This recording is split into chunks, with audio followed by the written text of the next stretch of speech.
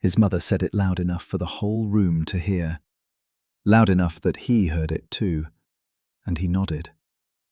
Eleanor Ashworth stood perfectly still by the mantelpiece, thimble cord visible at. 6 months later, she sat across from that same woman at his. 6 months later, she sat across from that same woman at his wedding table. But that is the end, and endings are cheap without the road that built them. So let us go back. Let us go back to the beginning, to who Eleanor Ashworth was before anyone called her anything at all. She was 26 years old. Her parents were dead. Her father 3 winters past from a cough that started in October and finished him by February. Her mother 2 years before that, quietly, in her sleep, as though she had simply decided she had done enough. They left Eleanor a cottage with a leaking roof on the eastern slope above the village of Hartwell, a name no one in society had any reason to remember, and exactly nothing else. No inheritance, no debt either, which Eleanor counted as a mercy because she had watched debt eat other families alive and understood, with the bone-deep clarity of someone who has inventoried every spoon she owns, that the absence of debt is its own small fortune. She lived on £18 a year. That figure wants repeating because most people hear it and do not understand what it means. £18. She earned it with her hands, mending linen for the draper's wife in the village, sewing seams for the better houses within walking distance, taking in alterations when the weather turned and women needed their winter things let out or their summer things taken in. Her stitches were small and even and perfect, and she charged fairly, and she was never late. 3 shillings a week she set aside for candles and coal. £2 she kept in a tin beneath the floorboard under her bed, and that tin was her life entire. The difference between a woman who answers to herself and a woman who must answer to someone else. She knew the difference. She had watched her mother know it too. The cottage had an herb garden out back.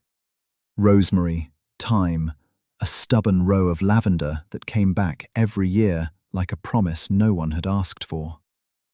Eleanor tended it in the early mornings before the light was strong enough to sew by, her hands in the dirt, her back straight even when no one was watching. That posture, chin level, shoulders square, hands still when they were not working, was not vanity. It was architecture. She had built herself out of what remained after everything else was taken, and she would not let the structure lean. Now, the gathering. Sir Aldrich Poole held an autumn dinner every November at his house outside Hartwell, and Sir Aldrich, let us be precise about Sir Aldrich, was the kind of man who smiled at you while he was calculating what you were worth.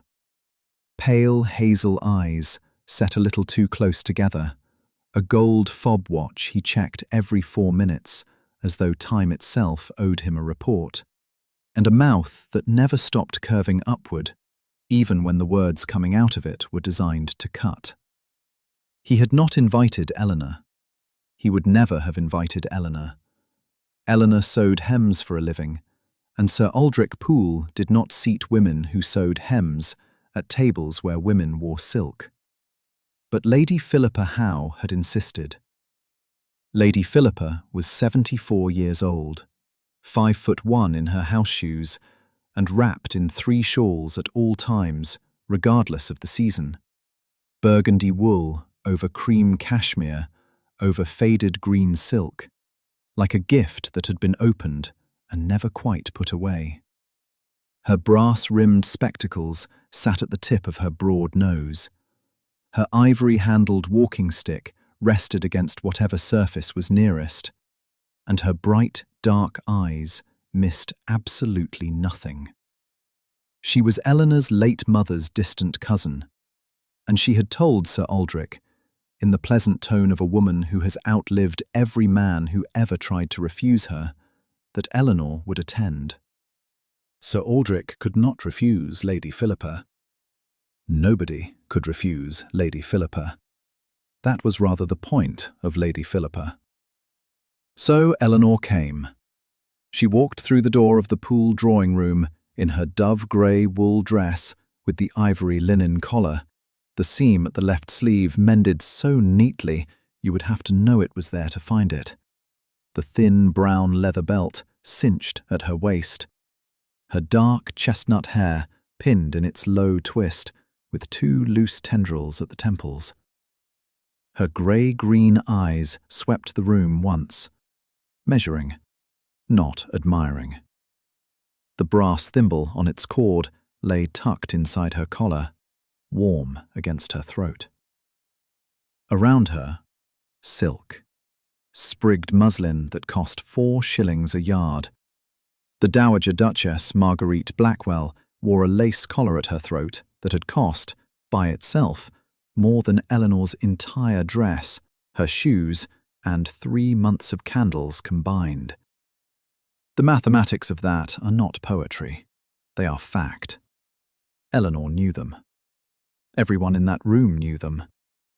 The difference was that Eleanor did not pretend otherwise, and everyone else pretended it was impolite to notice. The Dowager held court near the fire. Silver white hair in its high coil, the single jet comb catching light. Her lorgnette lifted, lowered, lifted again. A woman scanning the room the way a general surveys a field. Beside her, slightly behind, stood her son, Lord Edmund Blackwell, Duke of Yardwell. 31, 6'2", broad-shouldered, lean, his dark gold hair swept back and curling just slightly where it met his collar. Pale blue eyes set deep beneath heavy brows, a wide mouth held closed and tight. The plain gold signet ring on his left little finger, worn smooth from years of turning it when he had nothing else to hold. He stood with his hands clasped behind his back and his jaw set, and he looked at the room the way a man looks at a locked door he has no intention of opening. His father had died 4 years ago. The old Duke had been charming, beloved, generous, warm, and £17,000 in debt. Hidden debt. Smiling debt. The kind of debt that wears a beautiful coat and tells you it loves you, while it is hollowing out the floors beneath your feet.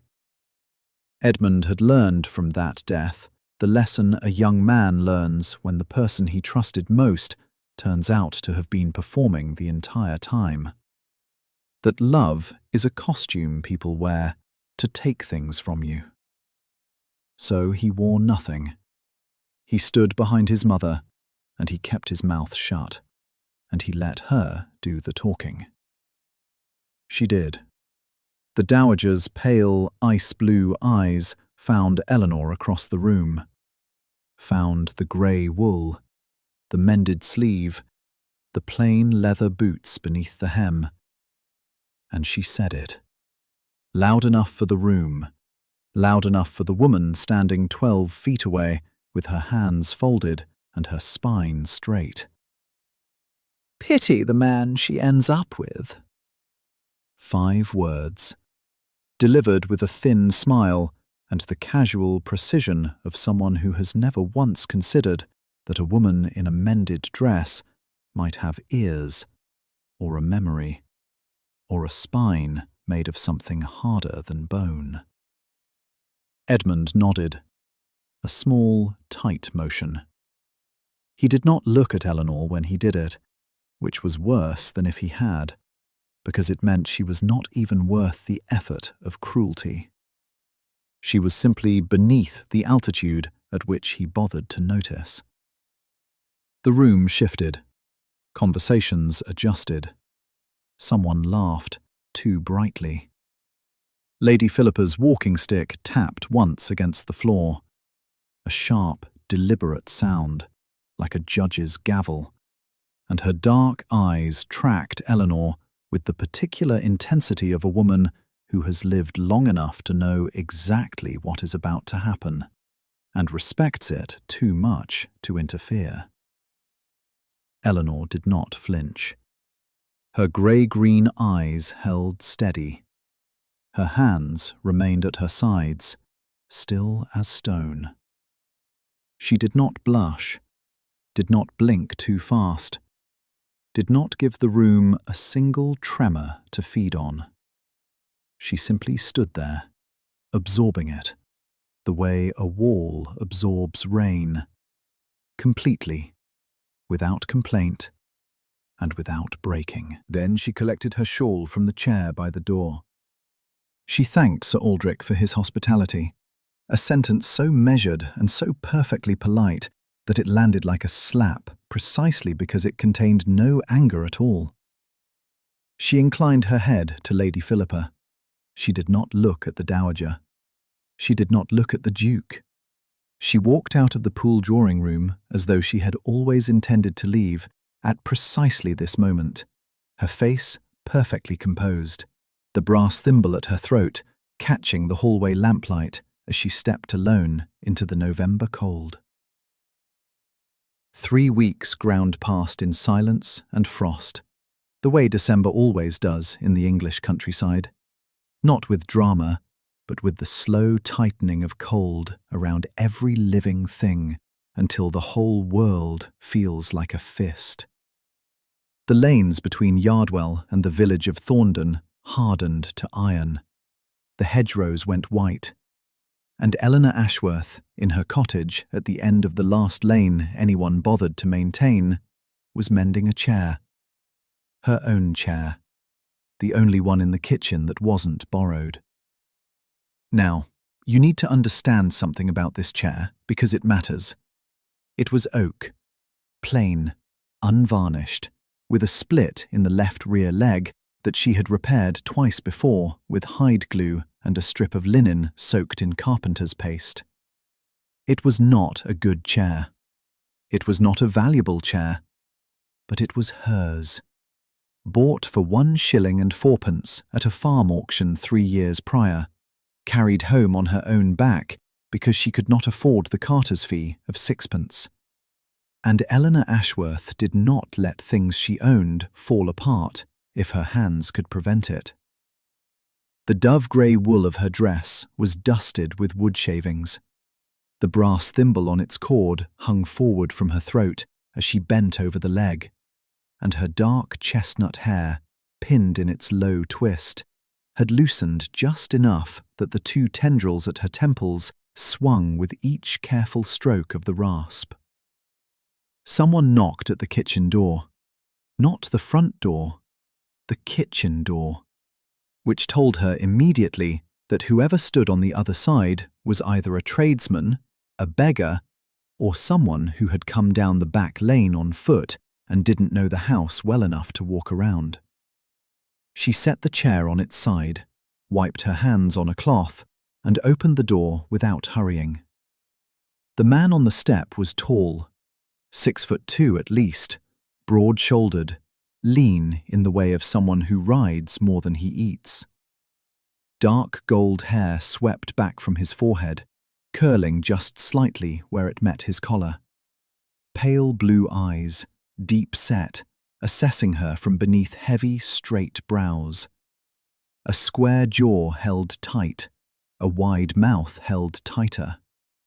He wore a dark coat that was too fine for a labourer and too plain for a gentleman paying calls, and his boots, polished black leather, good quality, were caked in frozen mud to the ankle. A plain gold signet ring on his left little finger caught the grey December light. Edmund Blackwell, Duke of Yardwell. Not that she knew it. He had not set out to deceive anyone. That would imply a plan, and Edmund's arrival at Eleanor's kitchen door was the furthest thing from planned. He had been riding the Eastern Tenant properties, the ones his steward had assured him for 3 consecutive quarters were in excellent repair, which turned out to mean the roofs had not yet actually collapsed, and his horse had thrown a shoe on the frozen track a mile back. He had walked the rest in boots not made for walking, and by the time he reached the last cottage on the last lane, his right coat sleeve had caught on a hawthorn branch and torn along the seam, and he was cold enough to set aside the one luxury his rank had always afforded him, which was the luxury of never asking anyone for anything. He asked for water. Eleanor looked at him for a moment, grey-green eyes level, steady, utterly without deference. And then she stepped aside and let him in. She gave him water, then bread, then cheese. Not the good cheese, because there was no good cheese, but the hard yellow wedge that was all she had, cut thick and laid on a board with the bread, as though it were a sufficient meal, because in her house it was a sufficient meal. She did not ask his name. She did not ask where he had come from, or where he was going.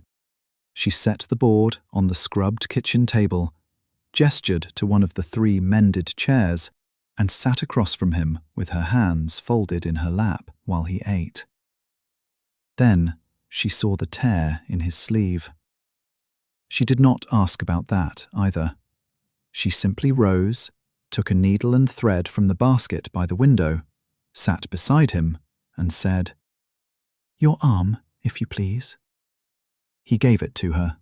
He did not know what else to do. And here, right here, is where this story actually begins. Because Edmund Blackwell had spent the better part of a decade moving through drawing rooms and dining halls and parliamentary antechambers where every smile had a price list behind it, where every act of warmth was an invoice waiting to be presented. He had been flattered by women who wanted his title, counselled by men who wanted his vote, comforted by relations who wanted his estate. He had learned, with the thoroughness of a man who learns only from pain, that kindness in his world was a transaction, and that the safest course was to never accept a gift he could not immediately repay, because the repayment would always be demanded later, and it would always cost more than the gift was worth. Eleanor Ashworth mended his sleeve in 9 stitches, bit the thread with her teeth, and smoothed the seam with her thumb. She charged him nothing. She did not even look at him as though she expected thanks. He did not know what to do with that. He genuinely did not know. They spoke. Not much. The conversation was formal, clipped, and underneath it ran a current neither of them acknowledged. "You are travelling far?" she asked. "Surveying properties. I manage an estate." "Which estate?"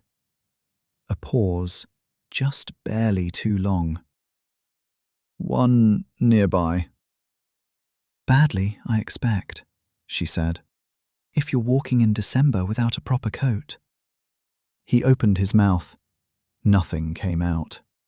His pale blue eyes met her grey-green ones across that scrubbed table, and for the first time in longer than he could remember, Edmund Blackwell had no answer, because the woman sitting across from him had said the truest thing anyone had said to him in years, and she had said it without cruelty, without calculation, without even particular interest in whether he agreed.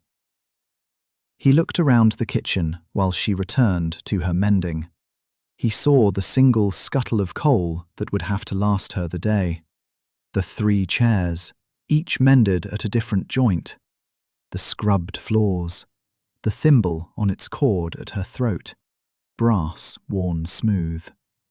A life built entirely without help and maintained entirely without complaint and owing nothing to anyone. He finished the bread. He thanked her. He left. She watched him go from the doorway, dark gold hair catching the last of the pale afternoon light. His stride measured and deliberate, even on frozen ground. And then she closed the door and returned to her chair and her rasp and her mending, because the leg still needed fixing, and the cold was not going to wait. Edmund rode away from Eleanor's cottage, having eaten bread and cheese at her table without revealing his name, and for the first time in years he was unsettled by something he could not purchase or command. The fact that she fed him without asking who he was.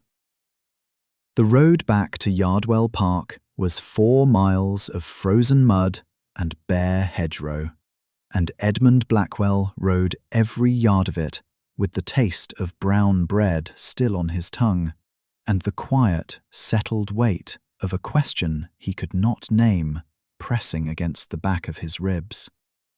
He had eaten at her table. She had mended his sleeve, and she had not once, not in the asking or the giving, or the sitting across from him with her hands folded and her grey-green eyes level as a carpenter's rule, asked him who he was. That was the thing he could not stop turning over. 3 days later, he rode past her lane again. The pretext was a message for a tenant named Burrows, who kept 40 sheep on the eastern boundary and owed a report on the state of the drainage ditch. Edmund could have sent a groom. He could have sent a letter. He did neither. He rode out himself in the thin January light, his dark navy tailcoat buttoned against the wind, the plain gold signet ring on his left little finger catching what sun there was. And when the message was delivered, and the ditch discussed in terms so thorough they bored even the sheep, he turned his horse not west toward home, but south, down the rutted track that led past the cottage with the sagging gate and the 6 straw-capped hives standing in their patient row along the garden wall. She was outside, splitting kindling. The axe was too heavy for her, and she knew it, and she swung it with the precise, unhurried economy of a woman who has learned that wasted effort is a luxury she cannot afford. The dove-grey dress, the ivory collar, the thin brown leather belt cinched at her waist, the brass thimble on its cord tucked inside her collar, just visible when she bent for the next piece. He asked about the lane, whether the ice had damaged the surface near the bridge. Eleanor Ashworth looked at him with those steady eyes, set the axe head down in the block, and told him the ice had done nothing to the lane that the lane had not already done to itself, and that if he was cold, he could come in, and she would boil water for tea. He stayed an hour.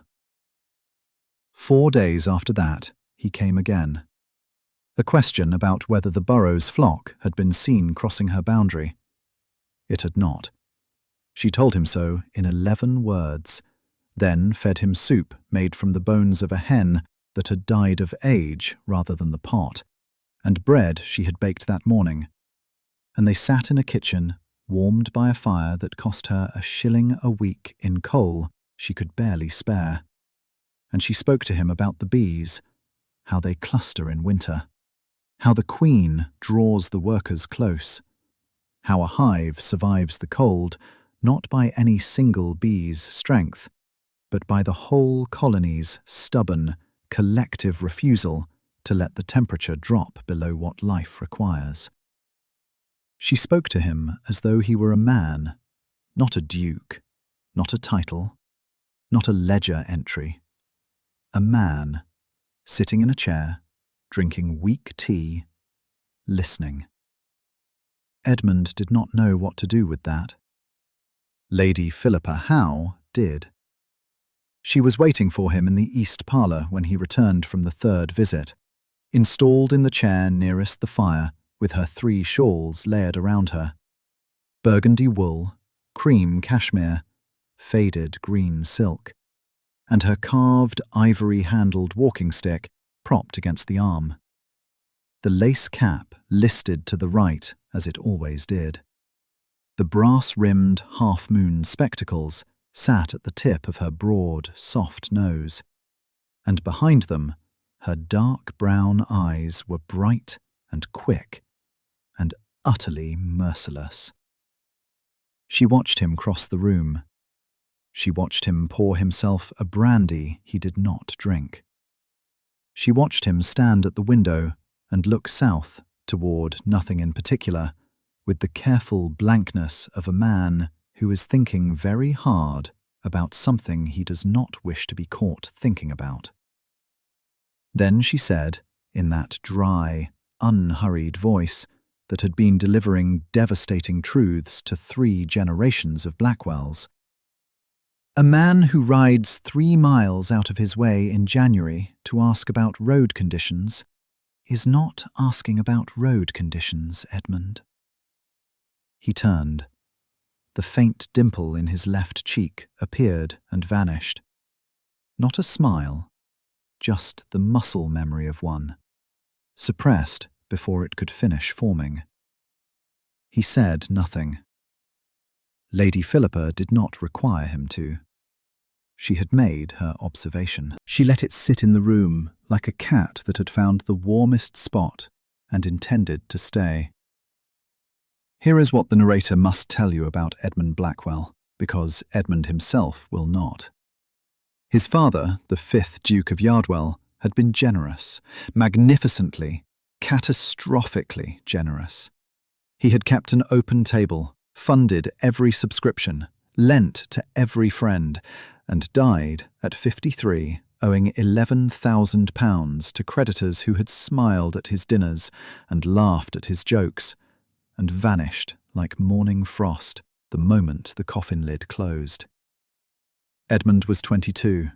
He inherited the title, the debts, the empty rooms, and the long, clarifying education of watching every person who had called his father beloved discover urgent business elsewhere.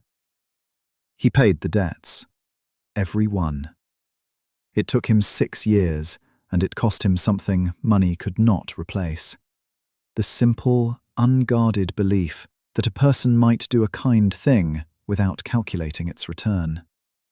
He built a wall of reserve and competence around himself, stone by careful stone, and behind it he was safe and solvent and completely alone. Eleanor Ashworth was the first person in 9 years who had stood on the other side of that wall and not tried to climb it. She had not flattered him. She had not asked for anything. She had fed him bread and mended his sleeve and spoken to him about bees, and she had done all of it with the plain, unbothered calm of a woman who had exactly enough and wanted nothing she had not earned. That was what frightened him. Now. Sir Aldrich Poole. You need to understand what this man is, because the story requires it, and because Eleanor has understood it for 3 years and has never had the luxury of looking away. Aldrich Poole was 44, 5'9", soft through the middle, and hard everywhere it mattered. The thinning, sandy hair combed flat across his crown, the pale hazel eyes set slightly too close together, the thin lips that smiled constantly, a smile that never once reached those eyes, a smile that functioned not as an expression of warmth, but as a door held politely open over a pit. He wore an immaculate moss-green coat and a cream silk waistcoat with pearl buttons, and he consulted his gold fob watch on its thick chain with the regularity of a man who believes that other people's time belongs to him. He held the mortgage on Eleanor's cottage, not by accident, never by accident. He had acquired it quietly from the previous holder, old Fenton, who had been content with his £3 a year and had never raised the terms in a decade. And since that day, with the patience of water working at stone, Sir Aldrich had increased the payments by small, reasonable, perfectly legal increments. A shilling here, 2 shillings there, always with a smile, always with that tilted, amused posture, weight on one hip, thumbs hooked in his waistcoat pockets, as though the whole business were a mild joke between friends. "You could solve this so simply," he had told her once, his tone the verbal equivalent of pressing a thumb slowly into a bruise. "If you were only a little less proud." A little less proud. As though her pride were a defect. As though the fact that she had built a life, bees, sewing, teaching, a household run on nothing, was not an achievement, but an inconvenience, a stubbornness that made his accounting untidy. He arrived at her door on the last Thursday in January. The cottage was cold, the fire was low, a single scuttle of coal per day was all she permitted herself, and the day was not yet half spent. Eleanor opened the door in her dove-grey dress with the mended left sleeve seam, her dark chestnut hair pinned in its low twist, the 2 loose tendrils at her temples stirring in the draught, and she looked at Sir Aldrich Poole with the expression of a woman who has already counted the cost of whatever is about to be said and decided she can afford it. He did not propose marriage. That would have been too honest, too legible, too easy to refuse with the clarity of a single word. Instead, he proposed employment, a position in his household, room and board, her debts, all of them, every shilling of the accumulated, carefully inflated total, forgiven. His tone was generous. His terms were a cage. He described the position as though he were doing her a kindness. Housekeeper, he said. Respectable. Comfortable. A woman of her skills, and here he paused, letting the words sit in the cold air like a coin placed on a counter, would find it very suitable. He smiled. He consulted his watch. He waited with the pleasant, patient cruelty of a man who has pressed on this particular bruise many times before, and knows exactly how much pressure it takes. Eleanor saw every bar of the cage. She saw the forgiven debts that would become a leash. She saw the room and board that would become a locked door. She saw the word housekeeper and understood it for what it was, a title designed to make possession sound like employment. She stood in her doorway with her chin level and her hands at her sides, perfectly still, perfectly upright, the brass thimble on its cord, a small, warm weight against her collarbone. And she said, in a voice as short and precise and final as a door closing. The refusal reached Lady Philippa Howe before it reached anyone else, because Lady Philippa had spent 74 years cultivating the only skill that mattered in polite society, which was knowing everything before the people involved had finished doing it. She heard about Eleanor's dismissal of Sir Aldrich's offer from her own maid, who had heard it from the grocer's wife, who had heard it from Eleanor's nearest neighbour, a farmer's widow who had pressed her ear to the shared fence and caught every word. And Lady Philippa, seated in her burgundy and cream and faded green shawls, with her ivory-handled walking stick propped against her knee, and her brass-rimmed spectacles catching the morning light, did what she had been waiting 3 weeks to do. She sent for Edmund. He came because she was his godmother, and because refusing her was like refusing weather. He stood in her parlour with his hands clasped behind his back in that military way of his, The dark gold hair swept from his forehead, the pale blue eyes giving nothing, the plain gold signet ring catching a bar of sun from the window. He looked, the narrator observes, like a man bracing for artillery. Lady Philippa did not disappoint.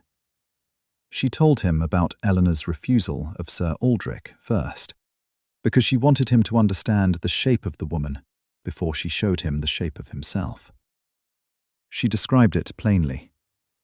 A woman earning £18 a year from mending and beekeeping had looked at a comfortable position in a wealthy household and said no, because the man offering it had smiled while he pressed on every bruise she carried and called it concern. She told Edmund that Eleanor had not raised her voice, had not trembled, had simply stood in her own doorway with her chin level and her hands at her sides and said, "I am not available, Sir Aldrich," and closed the door on a man worth 6,000 a year as though he were a peddler selling bad ribbon. Edmund asked, and this was the first time, the very first time in 3 weeks, who the woman in the grey dress was. Lady Philippa told him. Eleanor Ashworth, daughter of the late Reverend Ashworth of Hartwell Parish, 26 years old, unmarried, living alone in a 2-room cottage on a 1/4 acre, with an income that would not keep a London clerk in boot polish. A woman who had buried her father at 20, sold everything but the cottage, taught herself to keep bees, taken in mending at 3 shillings a dress, and built a life so complete and so self-sufficient that she had not asked a single living soul for help in 6 years. Not once. Not ever. And then Lady Philippa told him what his mother had said. She repeated it exactly, because Lady Philippa was not a woman who softened things. She told him that the Dowager Duchess Marguerite, in her plum silk and her jet mourning brooch, had stood in Sir Aldrich Poole's drawing room and declared Eleanor Ashworth pitiable, had called her pride a performance, had suggested, with that particular ice-blue precision that Marguerite wielded like a scalpel, that a woman of no fortune and no family and no prospects who refused assistance was not dignified, but deluded. And then Lady Philippa said the thing that landed like a musket ball. You nodded, Edmund. You stood in that room and you nodded. You agreed with your mother that a woman who has kept herself alive on £18 a year and never asked a soul for help was to be pitied. And then you sat at her table and ate her bread. The silence that followed was the loudest sound in the room. Edmund's shame did not arrive as guilt for his mother's cruelty. He had long ago accepted that Marguerite's tongue was a blade she could not sheathe, and that her view of the world sorted people into those who were useful and those who were furniture. No, what settled into his chest like cold iron was the recognition of his own participation. He had nodded. He had not agreed in words, but he had agreed in the way that mattered more. He had stood among people who called poverty a flaw, and he had not objected, because objecting would have cost him something, and silence cost him nothing. That was the transaction. That was always the transaction. So Edmund did what powerful men do when shame becomes intolerable. He tried to fix it without facing it. Within the week, he had instructed a solicitor in the county town to pay down Eleanor's mortgage. £47, settled quietly, no name attached. The solicitor was told to present it as a clerical correction, an overpayment discovered in the original terms. Edmund did not sign the letter. did not visit, did not send word. He sat in his study at Yardwell Park and told himself this was generosity, when it was, in fact, the same cowardice that had made him nod. He was trying to mend the wound without touching it, trying to help a woman he had wronged without standing in front of her and admitting the wrong. And that, the narrator says plainly, is not help. That is a man buying his own comfort and calling it kindness. Eleanor discovered the payment on a Tuesday. She was not grateful. She was incandescent. Someone, she did not know who, and the not knowing was the worst part, had walked into her life and made a decision about her finances without asking, without consulting, without so much as a word. £47 had appeared against her mortgage like a stain she had not made, and no one would tell her where it came from.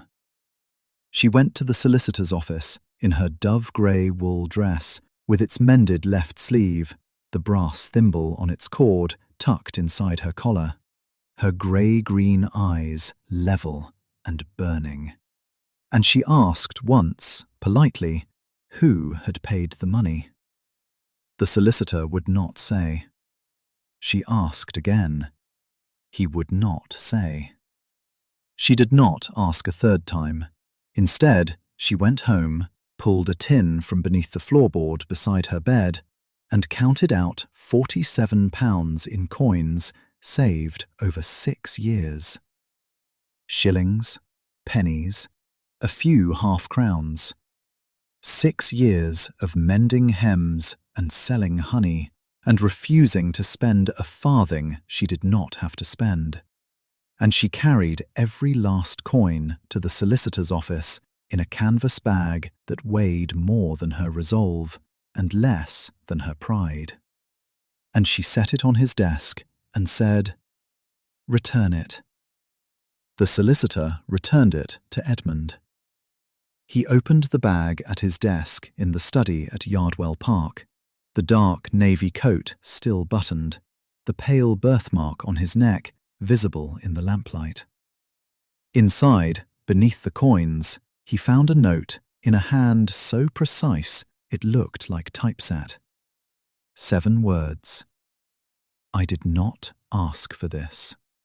Do not do it again. He read it twice, and he understood for the first time that helping someone without their consent is just power wearing a kinder coat.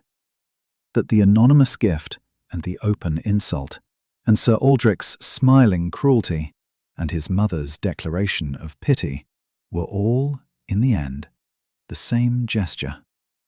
A hand reaching into Eleanor Ashworth's life and rearranging it without her permission, because the people doing the reaching had decided she was too small to be consulted about her own existence.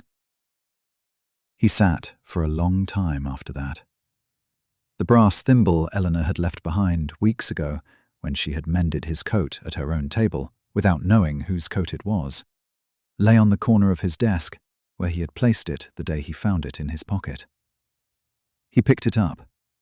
It weighed almost nothing. It was warm from the lamp. He had agreed that she was pitiable, and she had fed him at her own table without knowing or caring who he was. The arithmetic of that did not balance, and he could not make it. He could have sent a letter. He could have sent a man. He went himself, because the only courage that counted was the kind that could be refused. The morning was cold and bright, the kind of November morning that strips every hedge and fence post bare, so there is nowhere to hide. And Edmund Blackwell, Duke of Yardwell, rode the 3 miles to Eleanor Ashworth's cottage in his own navy wool tailcoat, his own polished black boots, his own name sitting like a stone on his tongue. The brass thimble was in his breast pocket. He had not tied it back on its cord. He carried it loose, the way you carry a debt you haven't figured out how to repay. His signet ring, that plain gold band worn smooth on his left little finger, caught the light every time his hand shifted on the reins. And for the first time in his adult life, he did not want anyone to see it. The cottage door was closed. Smoke from the chimney. The hives in their neat row along the south wall. The herb garden cut back for winter. The mended gate he himself had rehung 3 weeks ago under a false name and a borrowed coat. He dismounted, tied the horse, stood at the door with his shoulders squared and his hands at his sides, and knocked once. She opened it. Grey-green eyes, steady and level. Dark chestnut hair pinned in that low twist, 2 loose tendrils at her temples. The dove-grey wool dress with the ivory collar, mended at the left sleeve, mended by her own hand with her own needle, because Eleanor Ashworth did not ask for help and did not wait for it. She looked at him, at the tailcoat, at the boots, at the signet ring. Her face did not change, not a flicker, not a flinch. He said his name, his full name, his title, the estate, the income, 11,000 a year, because she deserved the number, deserved the precise weight of the lie he had told by omission. He said it all, standing on her doorstep with the cold pressing at his back.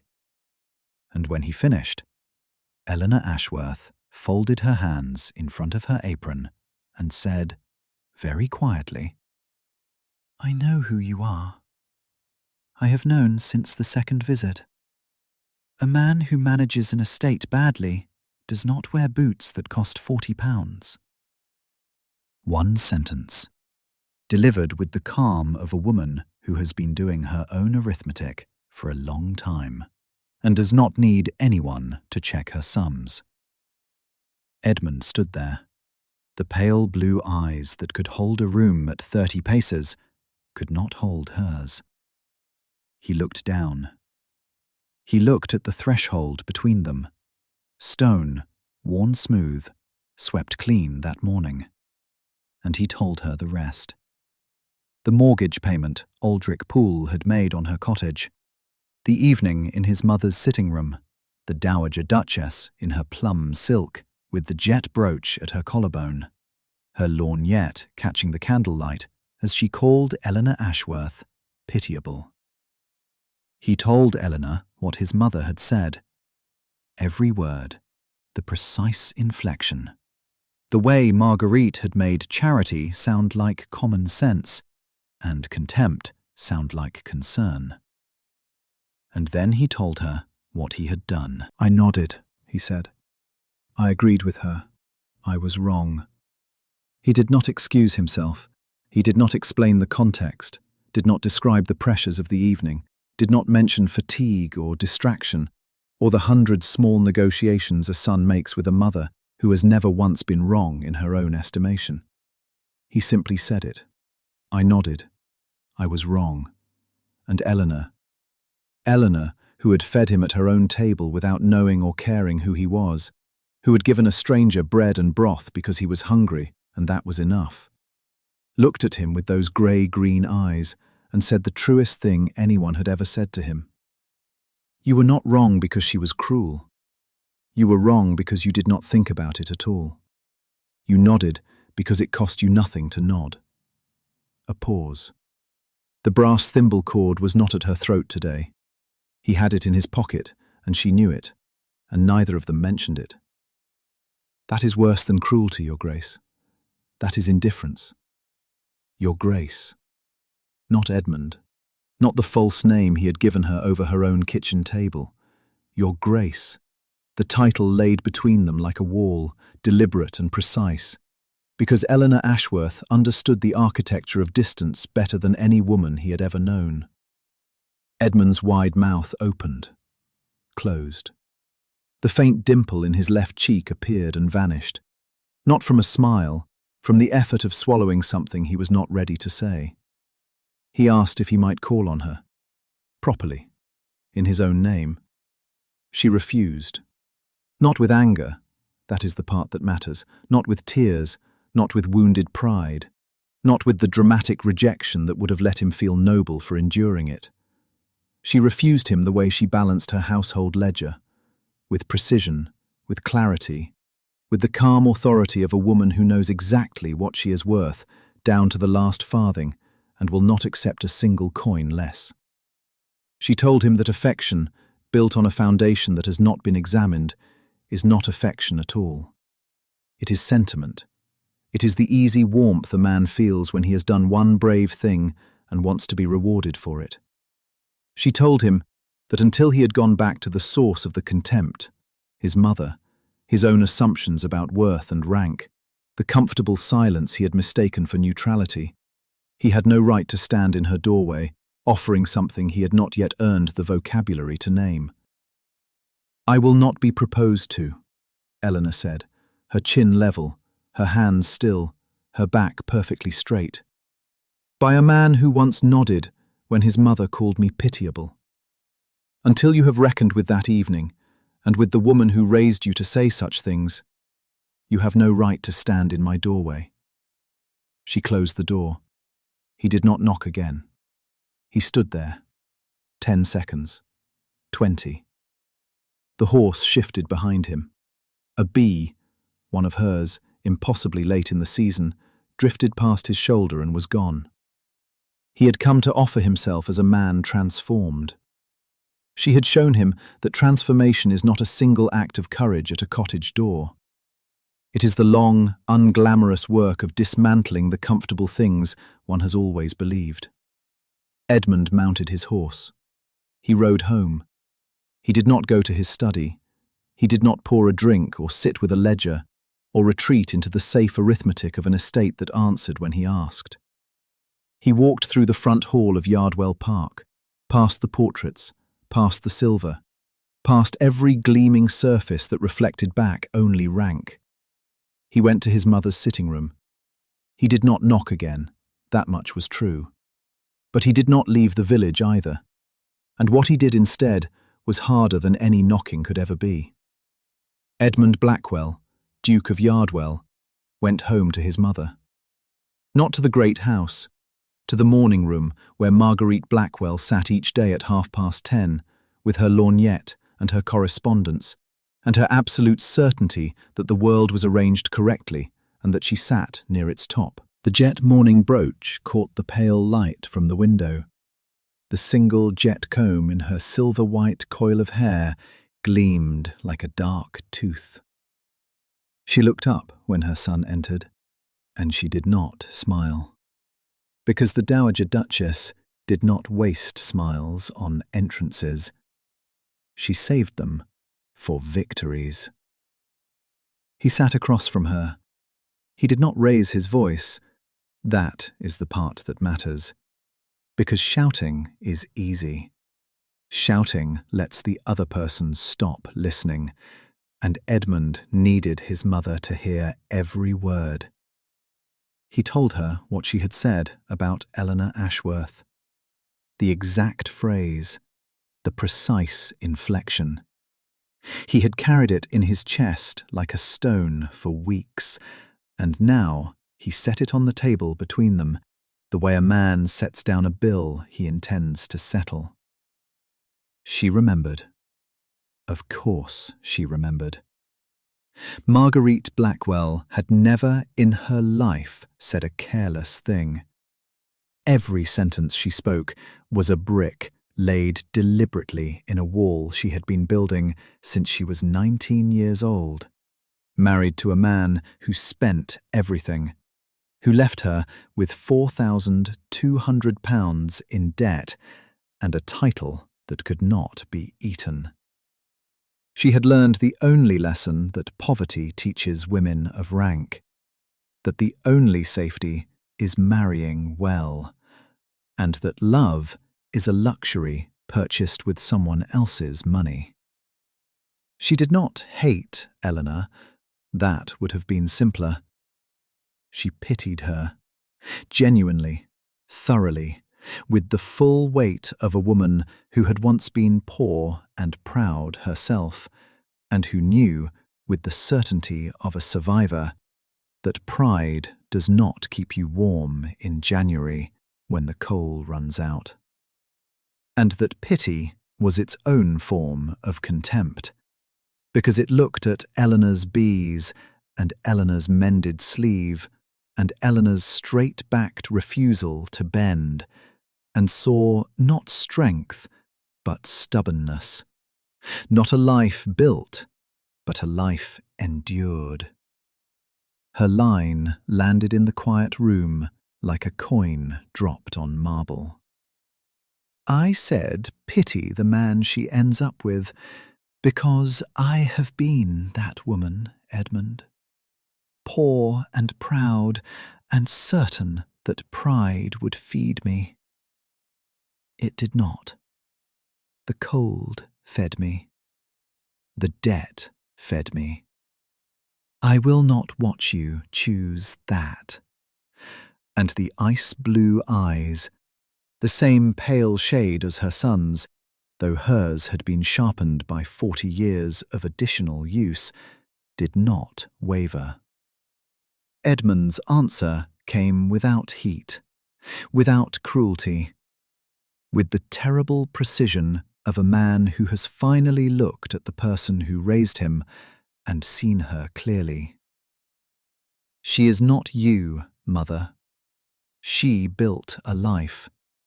You waited to be given one. Marguerite Blackwell was silent.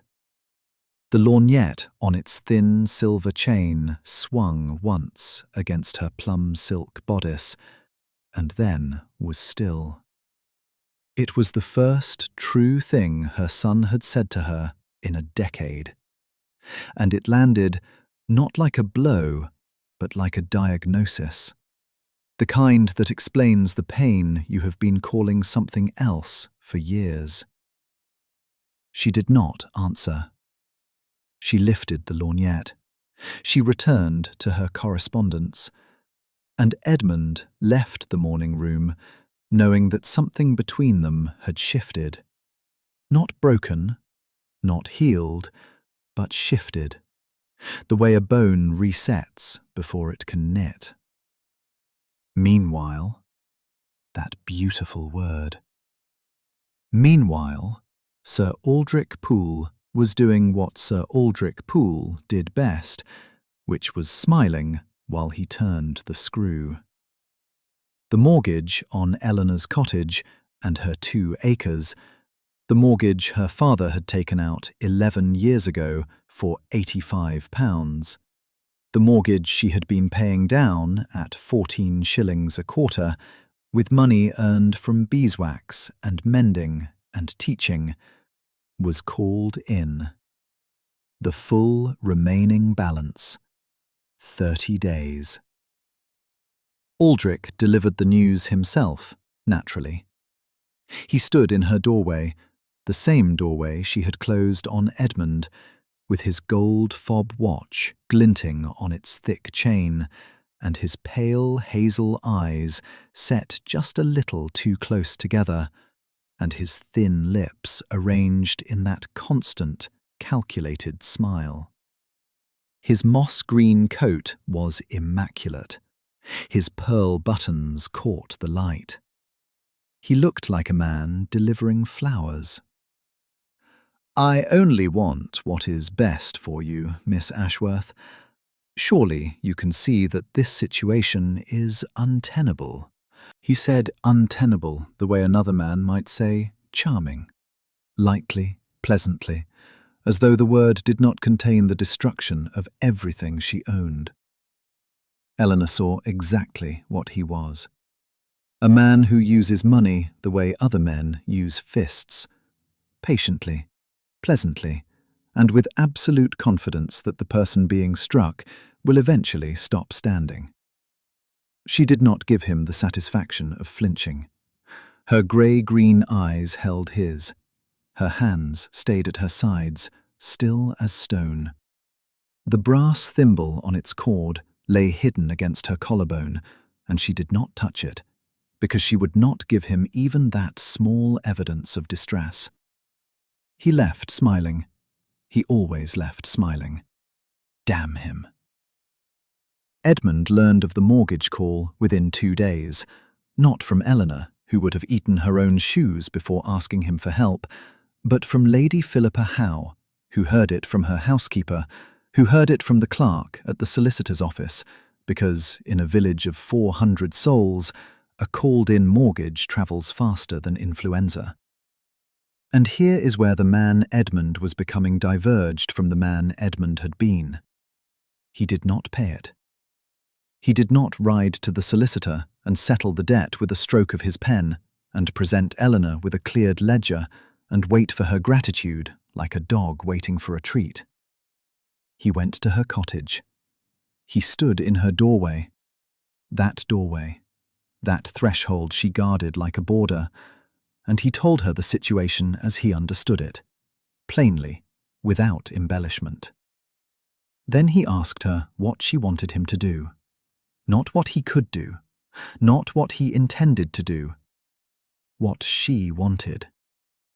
Eleanor's answer took 11 seconds. She would accept his help on one condition. The mortgage would be purchased at fair market value. She would repay it on terms she set, terms she named aloud, to the penny, 14 shillings per quarter until the balance was cleared. The arrangement would be witnessed and recorded by a solicitor who was not Aldrich's man, so that it was a contract between equals, not a gift from a duke to a charity case. Edmund agreed.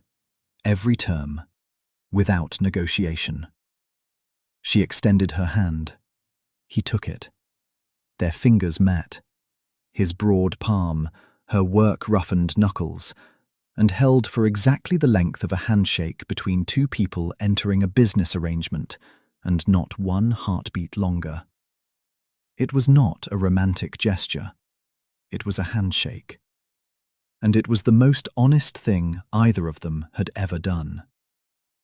The mortgage was purchased on a Thursday by a solicitor from Cheltenham whose name Sir Aldrich Poole had never heard and whose client he was not permitted to know.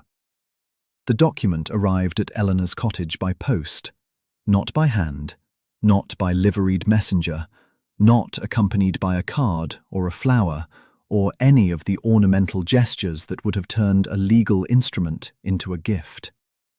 It arrived in a plain brown envelope with a 6-penny stamp, and inside was a single sheet confirming that the debt of £47, 9 shillings and 4pence had been settled in full, the lien discharged, the property cleared.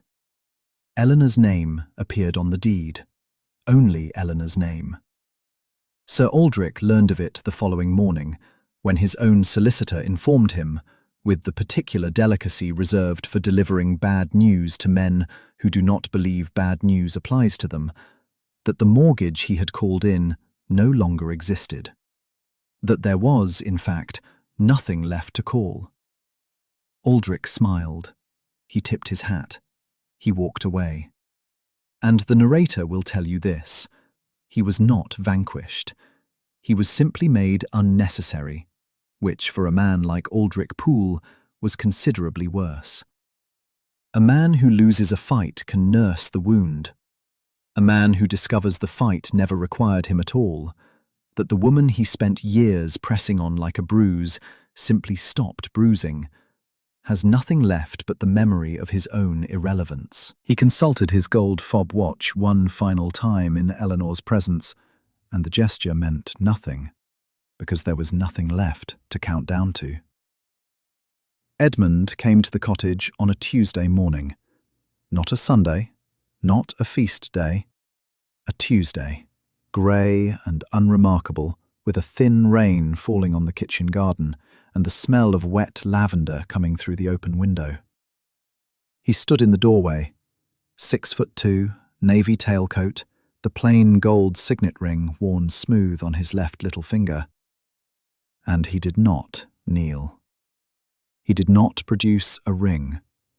He said, without preamble, without rehearsal, with the particular fracture in his voice that only appeared when Eleanor had unsettled him past the point of composition, "I would like to marry you. Not because you need me, because I have never met anyone who needed me less, and I find that I cannot do without it." Eleanor did not answer immediately. She finished darning a stocking first. The brass thimble on its cord caught the light at her throat as she drew the needle through, and Edmund watched it, and waited, and did not ask again, because he had learned, slowly, at great cost to every instinct his rank had bred into him, that asking twice would make it pressure, and pressure would make it a transaction, and a transaction was the one thing she would never permit this to become. She set the stocking down. She looked at him with those grey-green eyes, steady and level, the faint freckles across the bridge of her nose catching the morning light. "I will marry you," she said. "But I will keep this cottage, and I will keep my name in the ledger beside yours, not beneath it." Edmund said, "I would expect nothing else." And that was the whole of it. No violins, no grand declaration from a rain-soaked terrace. Two people in a kitchen that smelled of lavender, agreeing to build something on the only foundation that has ever held: the freedom to refuse. The wedding was small, witnessed by Lady Philippa Howe, who sat in a chair near the altar because her ivory-handled walking stick could no longer support her for the duration of a full ceremony. Her 3 shawls, burgundy, cream, faded green, arranged around her like battle standards. Her brass-rimmed spectacles caught the candlelight as she surveyed the proceedings with the expression of a woman who had been waiting for the obvious to occur and was frankly annoyed it had taken this long. "Well," she said, loudly enough for every person present to hear, "it took you long enough, both of you. I am 74, and I was not certain I would live to see it." One sharp sentence from an old woman who has never been impressed by anything, and it landed like a benediction. The Dowager Duchess Marguerite was present, silent, her plum silk high-collared and immaculate, the jet mourning brooch at her collarbone, the lorgnette on its silver chain resting in her lap. She did not speak. She did not need to. Eleanor sat across from her at the wedding table, chin level, spine straight, the dove-grey dress replaced for the occasion by one only slightly less plain, and neither woman mentioned the evening at the pool gathering. Neither woman ever would. It was not forgiveness. It was not forgetting. It was the particular silence of 2 women who understood each other perfectly, and had decided, separately, that the understanding was enough. Then Edmund took Eleanor's hand, her right hand, the one with the darning calluses, the one that had held needles and ledger pens and the handles of empty coal scuttles, and he pressed his mouth once to her open palm. At the table, in front of everyone. And the Dowager looked away. Not from displeasure, because she recognized in that gesture something she had never been given and had spent 60 years pretending she did not want. One kiss, pressed to a working hand, worth more than every jewel in every vault in Yardwell. Years later, and the narrator means years, not the kind that pass in a sentence, but the kind that leave silver in dark chestnut hair and deepen the lines around pale blue eyes. 2 greying heads bent over a ledger in Eleanor's old cottage. The cottage she kept. The cottage she maintained with her own money from her own column in the accounts. The brass thimble still hung at her throat. The mended chair still stood in the kitchen. And Edmund's signet ring, worn smoother now than ever, rested on the hand that covered hers on the page. In the corner, the Dowager, very old now, papery and silver white, the jet comb still pinned in her elaborate coil, sat watching them with an expression that was not quite approval and not quite peace, but was no longer contempt. Neither of them mentioned the evening she said it. They did not need to. The hard years were not erased. They were simply no longer the whole of the story.